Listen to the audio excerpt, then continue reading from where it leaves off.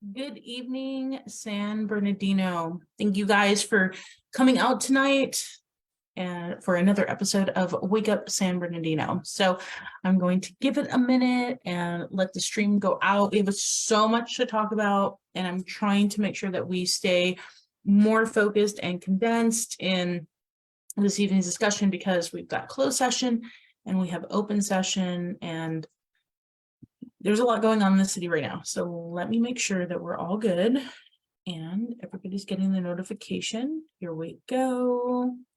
Hello, Paula. Jumping in. Hi, Gina.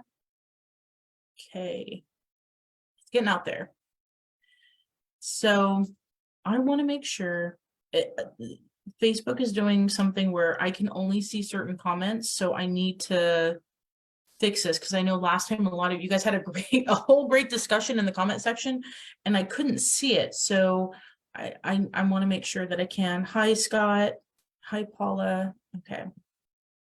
I need to make sure that the comments are, there's something now where if you're sending stars or something, I can see it, but let's see. I want to make sure that everybody's there. Okay. If I'm missing something, can someone please let me know, like, hey, you're not seeing the questions, because I really want to be diligent about that. Hi, Tim. Okay. So interestingly enough, they posted the agenda for this Wednesday meeting, and it's two separate postings, because normally closed session is started at 5:30, and this time they're starting at 5 because I think there's some extra stuff, which of course the SLA agreement is on the closed session. So I want to look at that first, and then we'll look at the regular agenda. So let me go ahead and share my screen. If it jumps back to me, remember, we'll jump right back in, but I think we should be okay. So what do we do? Let me see. Hang on one sec before I get all crazy. I want to go. Okay. We're going to have to try this. Okay. Here we go.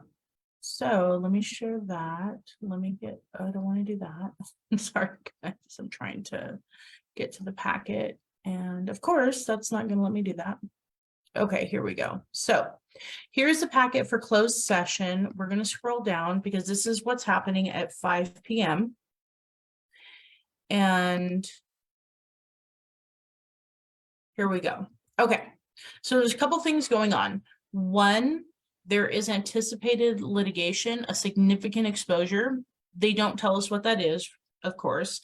And then they are having a conference with real property negotiators pursuant to Government Code Section 54956.8 regarding the Carousel Mall. And they're going to, Charles McNeely, interim city manager or designee, negotiating parties, RDICO, and they're going to talk about price and terms. Now, here's the deal. I 100% plan on coming to closed session on Wednesday night, and I'll tell you why. The fact that they're going into closed session to have a discussion about what was going on, I'm down for. I'm there. But here's my thing. I have gone back, right? Because I don't want to say anything about anybody that I don't know the facts about, right? I want to be very careful about this. I have gone back through every public meeting regarding the initial RFP for the downtown and the initial acceptance of 11 people who have applied, and the downgrading to 3 and all this stuff. I've gone through it. What I have never seen in any of those meetings publicly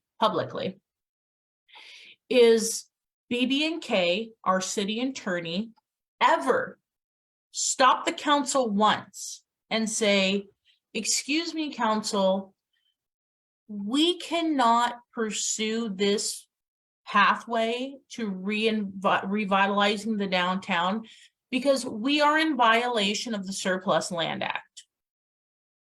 Never publicly, you guys, ever has that been stated, that the council is acting above their ability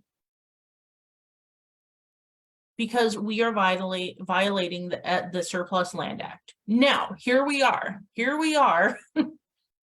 years 18, 19, 20, 21, 22, 23, 4.5 years later, hit with this. Now, they didn't go out till last year, fine. Okay, well, here we are, hit with this letter and notice of violations, and we're going to have BB&K, the same city attorney that never notified our council that they were breaking the law, that they were violating the law, that they were moving ahead of what the law required. And they're going to do what? What exactly is the city attorney going to do? My thought was that the city attorney was supposed to stop this type of litigation and not let the council violate the law. But publicly, they've allowed this nonsense. That's going to be my public comment. What if we're not firing BB&K in closed session? What are we doing with them? What type of attorney do we normally hire that puts us in this type of litigation? I don't want an attorney that's going to put me in jail. That would be the opposite reason for hiring an attorney. I don't understand this. I'm going to give you that, guys, 100%, because whatever they're going to talk about, we're not going to know. And I think our public comment on this topic is extremely, extremely important. So just be aware of that. Next, they are going to talk about the public employee appointment of the next city manager, the recruitment process. I'm going to speak on this as well. So right now, as we know, that Charles McNeely is interim. There wasn't really a length of time. I know that right now he's on a limited contract hours, but then in July, his hours and ability to remain interim restart. Here's how I feel about this recruitment process in the midst of everything we're doing. The whole point of what I believed in seeing the council and the mayor bring Charles McNeely back to the city was that we were going to take a moment to correct the nonsense that was happening here.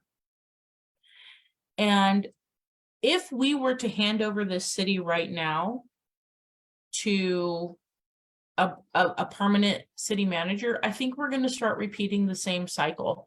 I think we're going to see about a year, 2 years of turnover and zero stability, because there's so much chaos, just absolute chaos.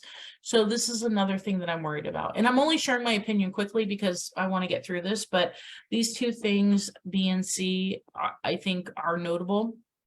And I don't want this to be lost, because if you look up the regular agenda, you're not going to see this. So I hope that all makes sense. I'm trying to make sure that I see all of the comments. Okay. Let's go to the regular agenda for Wednesday night. So this is what's going to happen at 7 p.m. And we'll start scrolling down. So we're going to have the invocation and the Pledge of Allegiance, and then public comments. Public comments, you guys, this is your time. This is your time and ability to make sure that you come and you speak on what you want to speak on. And that's going to be extremely important. So be prepared for that. Whatever you hear in this moment, this is what's preparing you. Then we're going to get the city manager update, and we're going to get the council update, a presentation on the proclamation of volunteer appreciation, appointments. So, we got a lot of appointments. Let's go through this real quick. As we know, the mayor has the ability, now that she's here, to appoint people. And let's see who she's appointing. So Public Safety and Human Relations Commission, Byron Sims. Public Safety and Human Relations Commission, Kimberly Knaus. Downtown Advisory appointment is Amanda Moody. Measure S Committee, Mark Baxter. Charter Review appointment of Timothy Prince. Planning Commission appointment of Lisa Sherrick. I didn't know Lisa still lived in the city. I know that she was the city clerk while Helen was the HR director out in West Covina. Okay, she's back in town or still in town. Maybe they were commuting together. I don't know. Planning Commission appointment of Orlando Garcia. Arts and Historical Preservation appointment of James Smith. I think that's the guy that sang that song at the last meeting. Okay. Arts and Historical Preservation Commission appointment of Simone Miller. Arts Park and Recreation appointment of Joe Solis. I'm not sure who that is. Park and Recreation Commissioner appointment of Noemi Lopez. General Plan Advisory Commission Committee appointment to Christian Shaughnessy. General Plan appointment to Benjamin Pratt. Elected official compensation to Michaela Gardner. And then the Personnel Commission appointment of Emily Gonzalez and Victor Ariano. Okay, so she's got a lot of appointments coming up, and there we go. Okay, consent calendar. Resolution approving the additional extension to the reciprocal easement agreement with El Corte Inglés, a Spanish corporation, to provide parking at 300 Northeast Street, San Bernardino, through January of 2024. Okay, well, I think let's just see what that is real quick. I don't know if any of you guys know. What is that looking like? So this is a reciprocal agreement, and there's no fiscal impact. What else do we have? I don't see a map. I guess we've been doing this for a while now. If anybody knows, let me know. See, my thing is, if you're going to do something like this, put a map in here. I mean, we could Google it, but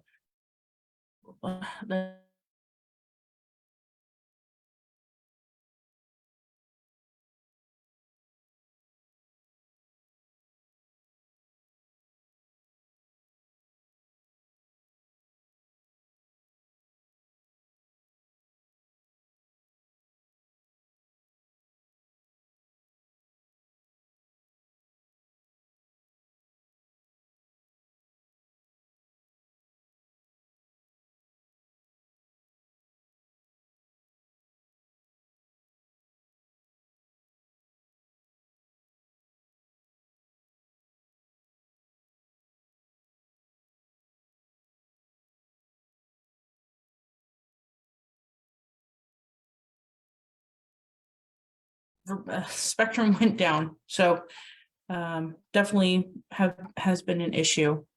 So I hope if you fell off, we'll restart right here.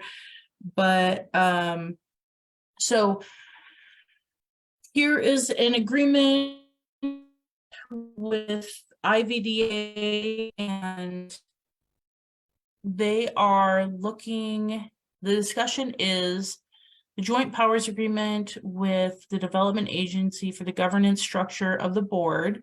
The current structure of the IVDA is 2 co-chairmen and 1 vice chairman, which is established under the agreement. This section also establishes when the biennial election of its officer will occur, which is during the first regular meeting of the fiscal year commencing in an even numbered calendar, typically July. So one, just looking at this right off the bat, I necessarily wouldn't put this in I wouldn't put this in the consent calendar. It doesn't make sense to me. So right now, I think any type of especially discussion about the elections should be public. I think this should really be a discussion item. I'm not exactly sure where we are with this, but in my opinion, and here's the thing about the IVDA. In my opinion, I think that it's kind of this unknown quantity, this unknown topic that a lot of people don't understand. How do we have this joint power authority that oversees the whole airport, this whole structure? And so I hope, because I don't believe the people on the council understand this either. I really don't. I would like to see this pulled and actually made it a discussion item. There's this power that nobody understands. What is the IVDA? What is our purpose on it? What does this joint powers mean? What is all of these questions, right?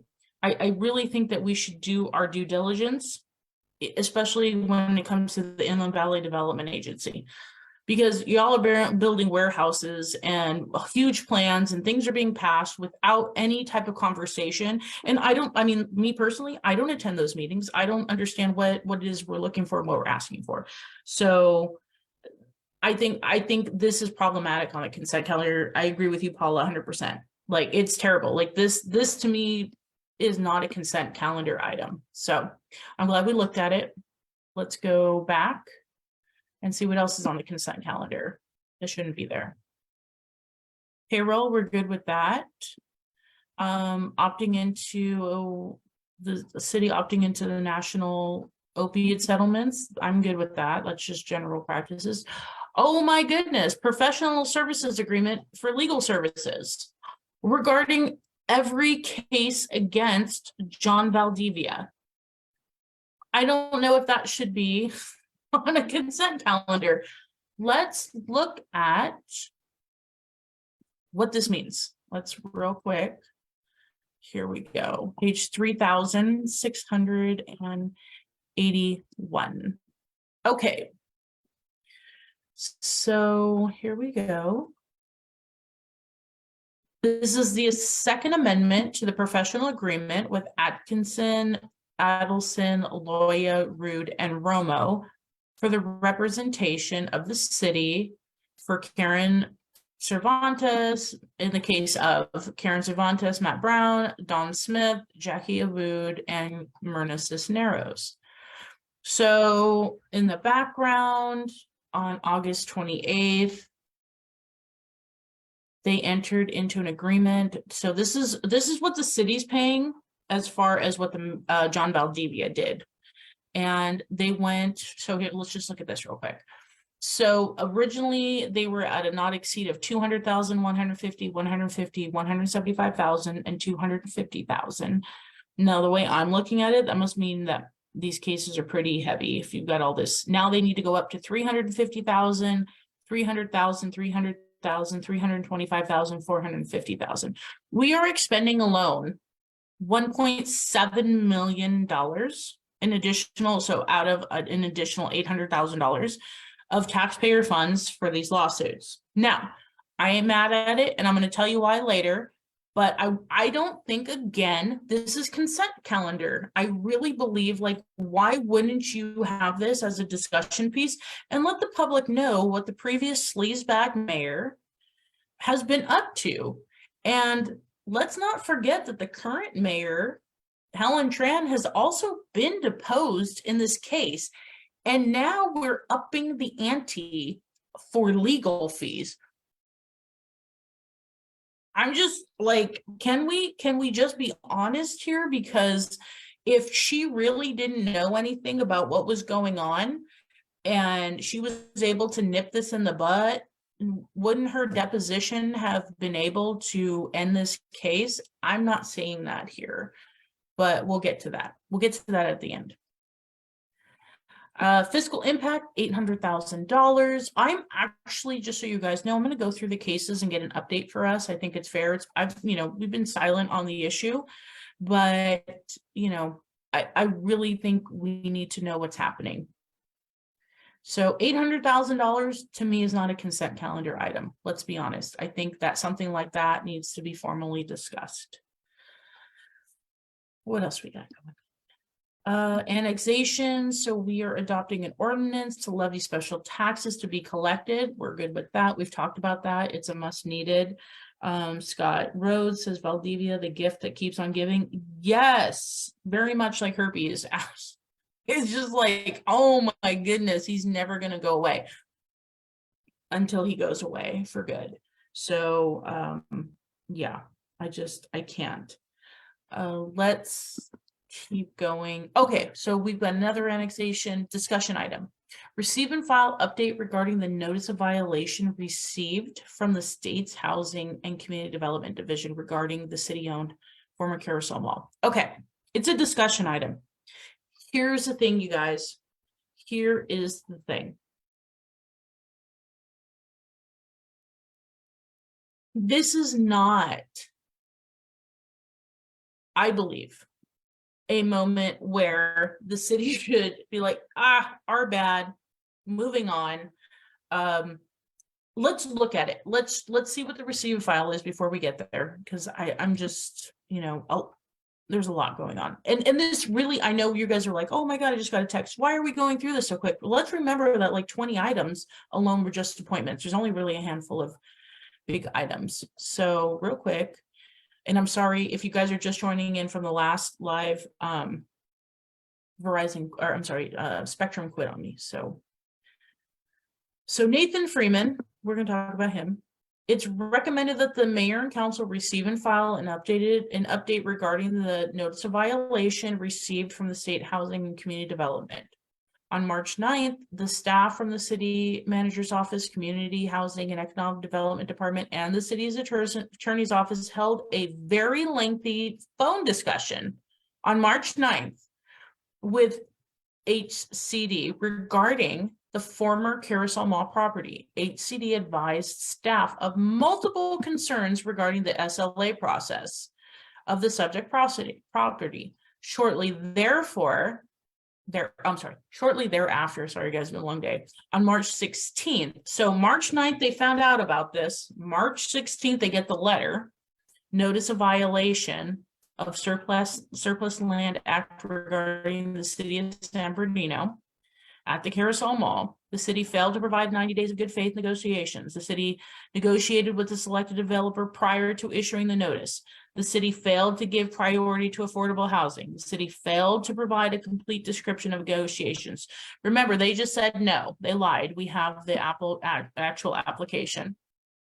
With this in mind, HCD has rescinded its previous approval of the disposition of the subject property and has given the city 60 days from the date of the notice of violation or until May 15th to cure or correct all violations. Failure to cure or correct the violations and potentially proceeding with the sale of the subject property could result in the city having to pay penalties equaling 30% of the final sale price. Okay. So let's look at what they're going to discuss. The city failed to provide 90 days of good faith negotiations to entities who submitted notices. The staff response. Unbeknownst to all current staff, the city did receive notice of interest from Boulevard Capital and Alliance Strategic Development during the SLA notice of availability period. Since being notified by the HCD, current staff uncovered email evidence that the previous staff did negotiate, discuss with both entities as required by the SLA. However, where previous staff fell short is that they failed to notify HCD that they had received notice of interest and did not provide any documentation of their negotiation decisions. Nevertheless, previous staff did engage in good faith negotiations with these entities. Neither entity was prepared to take on the entire development, and both entities expressed an interest in re-engaging after the conclusion of the SLA process and in concert with the selected developer. Full stop right there. First of all, I'm doing my own public records request because I don't believe that current staff didn't know, because who is not there other than Rob Field, Mike Huntley, and Oliver Mojica. What didn't you know? Who's the rest of you? Was this a secret? But we're going to find out, because I requested every email, every single email. And what this is saying is that now you found out that there was this thorough, in-depth process that went through. Well, then what you're also telling me is you should have zero reason to keep RDI-Co from developing this property that we move forward and we agreed upon. Great. Thank you for that clarification. The city negotiated with a selected developer prior to the issuing notice of the availability of surplus land. Staff response. Under the amended SLA, the new provision of the SLA did not apply if the property was designated in the long-range property management plan for future development, which the Carousel Mall property was. The subject of an exclusive negotiating agreement by December 31st of 2020 and sold before December 31st of 2022. As such, any actions the city took towards an ENA prior to December 31st of 2020 are consistent with the SLA as amended by AB 1486. The issuance of the request for proposal in February of 2020 and acceptance of the proposals prior to December 31st, 2020 were all in furtherance of entering an ENA prior to December 31st of 2020 as authorized by the SLA. Again, what I'm hearing is that you're supposed to be here with RDI-Co. If that's what you're saying, then your agreement with RDI-Co is fine. The city failed to give priority to affordable housing. Staff response, this is not true. The city did, which can be verified by emails from Boulevard Companies and Alliance Strategic Development, negotiate/discuss with 2 affordable housing developers that submitted notices of interest. However, as previously noted, previous staff did not disclose to HCD that they had received the notice of interest and what the results of those negotiations/discussions were. At all times, both the city and the selected developer have indicated their intent to comply with the required provision of affordable housing. Yeah, you lied on the application. Absolutely. So I don't know where this, if you lie, you lie. I really don't think that what they're saying is we did everything you asked us to do. But if you did everything that you were asked to do, why did you lie? Why did the city have to lie if all of this is true and correct? That's going to be my question. I'm gonna still go with that one. Not that I want this project to go anywhere, not that I want us to have to pay anything. I just want to know, why'd you lie? If you did it right, what was the point? The city failed to provide a complete description of negotiations. Staff response, this is true.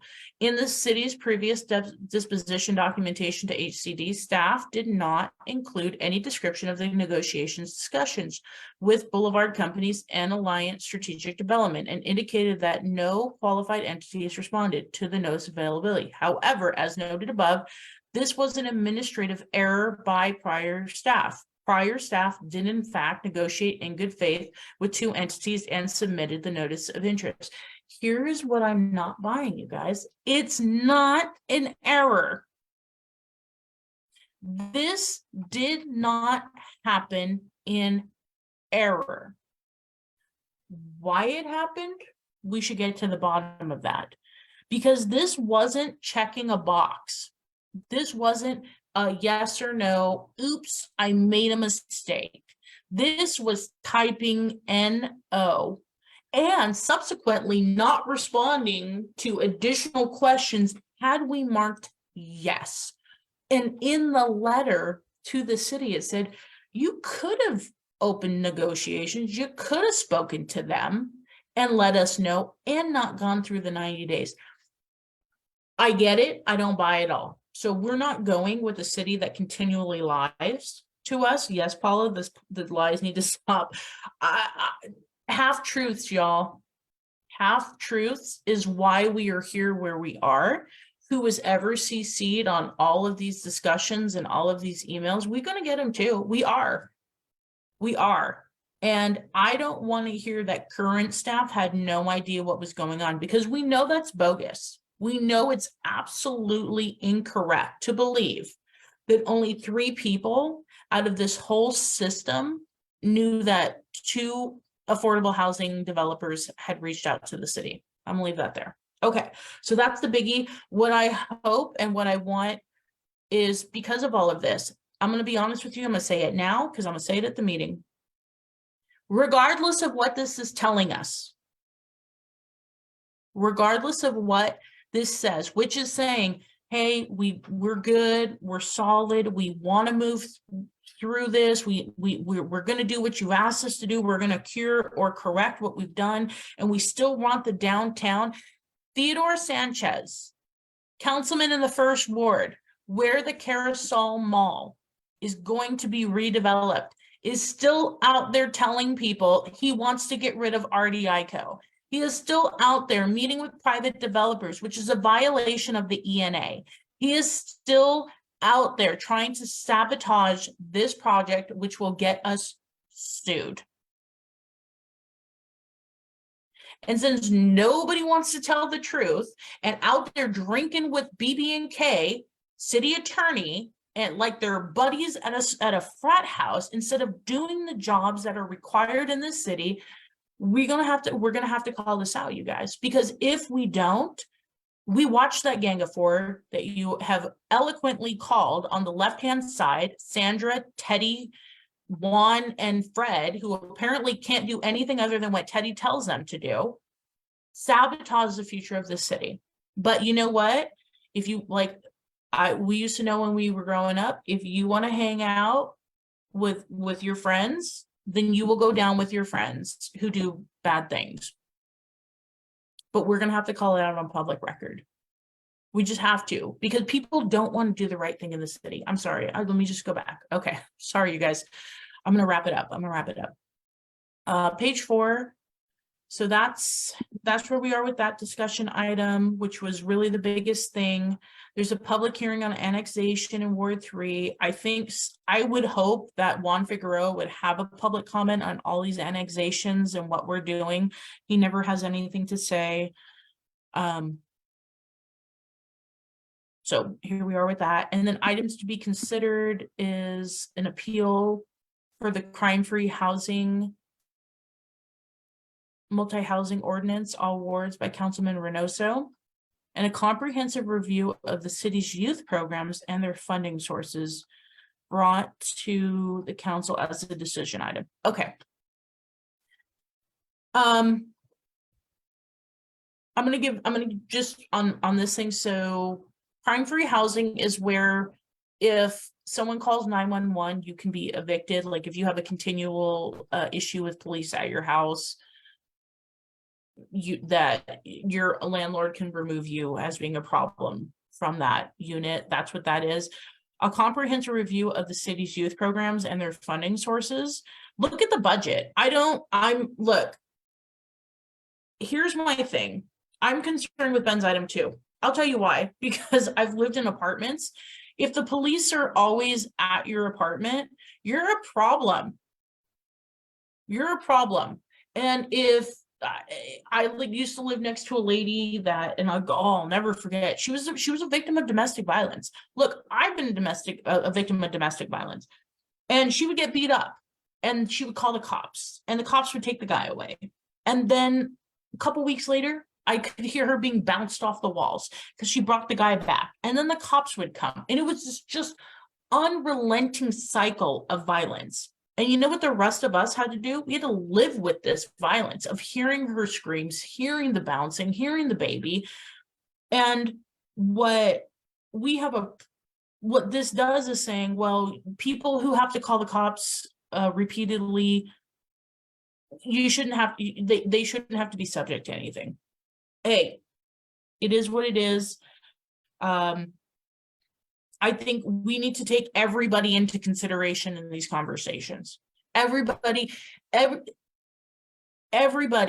matters Like, let's put that out there. If 95% of us are doing it right, why are we always carrying the water for the 5%? That's how I feel about crime-free housing. I get it, but at the same time, like, where's the cutoff? If you can explain the cutoff, that's what I'm hoping they'll have. I hope it goes through and we have that conversation. What's the cutoff? Like, so, okay. And then the comprehensive review of the city's youth programs. We have other things going on.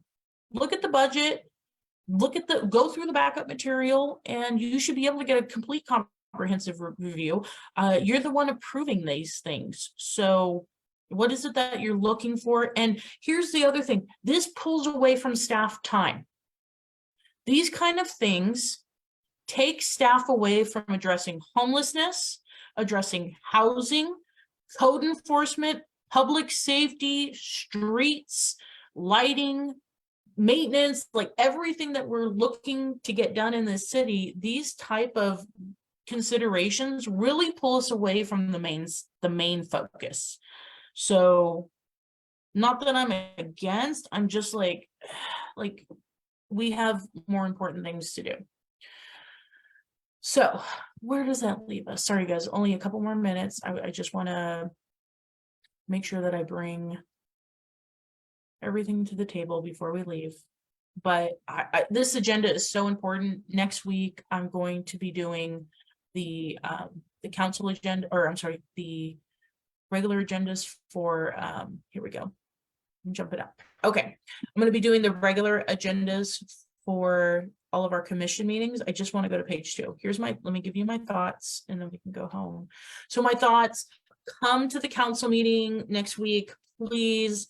What I hope for, if you're not going to come to closed session, is that we demand that the council keep RDI Co. and give us the developer that we asked for and the development. It is a big deal. It really is. I'm hearing too much through the grapevine, which I hate to, about the level of corruption.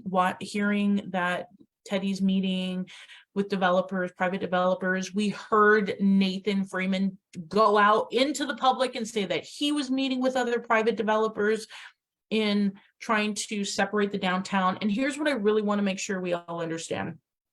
If what we currently have in place falls through the cracks, no, not falls through the cracks. If it's destroyed through corruption, they will subdivide the downtown. We already heard Teddy Sanchez get on I Love San Bernardino and talk about PBIDs, which is a subdivision and a private business district. That is the ultimate pay to play.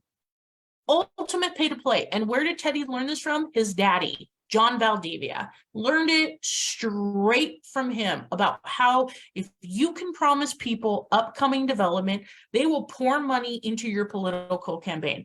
And I will never forget the meeting right after the election, this current one, where a tenant or a resident of the first ward told Teddy, you look and smile just like John did when he got elected. That is not a compliment, but what we're not going to do is allow Teddy Sanchez to reincarnate John Valdivia on the dais. That's not happening. And so calling this out, making sure that everything we say is public on the record, can be redocumented and put into any court transcript, that's what we got to do, you guys. If you know the truth, speak the truth. We also have to demand that everybody that knew is liable. I don't believe for 1 second that our city attorney allowed an entire process to go through and had zero clue. If you didn't know that these emails came through, if nobody in the city had any knowledge that there had been any discussion, why didn't your city attorney speak up and say, we're violating the SLA? And then the people they claim knew could have been like, no, we're not, you guys, because we've actually been given emails from affordable housing developers and we've done our due diligence. You didn't do it because you're lying. Like, stop, full stop. Either BB&K failed and is negligent and needs to go, or you all knew and you kept it a secret. Which one? Which scenario do you like the best? Because this, I didn't know, and we have high turnover, and 3 people held the keys to the kingdom, full stop. Because any single one of you in that city that knew about SLAs, that knew about the process could have pulled the public record. These were emails. These were full disclosure emails that if you can pull BB&K, the emails and all of the information about what Valdivia was doing for a private party, you could have pulled the emails of the current or previous city manager and previous community and economic development director and found out what they were doing. And it's interesting enough, I've received the public comment on who was getting paid off in this city. And why did Oliver Mojica receive a payoff before they fired him? If he was one of the people who received an email, why did he get paid off and told to be quiet? We're going to talk about that too. We're going to talk about that. Yes. Oh, yes, you guys, we're going full in. Here's the other thing about Valdivia and his trial. Last bit. Here's why I'm not upset about the money we're expending. I absolutely support the city of San Bernardino going to trial because I don't believe in settling these cases. And I know it's not a popular opinion because we do talk about our money. If we settle the sexual harassment, if we settle the hostile work environment, if we settle any dispute between Valdivia's 5 employees, we are not ever going to learn the truth, nor will anybody ever be held accountable for their actions. And I hate what's happened to Karen Cervantes and to Jackie Abood and Myrna and Dawn and Matt. I hate that. And that's why I can't just watch you walk away with the settlement. I want to watch you walk away with everything you deserve. And I want the community to have the truth. I want to know everybody who covered up. I want to know everybody who didn't do their job. I want to know everything the mayor did. Because if we don't, it will happen again. If those who were the perpetrators, and it wasn't just Valdivia, if everybody who let these 5 people be hurt and molested and harassed and put to a point in their life where they had to quit their jobs, those people who allowed that absolutely deserve to sit in court and have to tell the truth publicly. That's me. Justice is justice. And so in this case, in these 5 cases, use my money, use my tax dollars for the truth.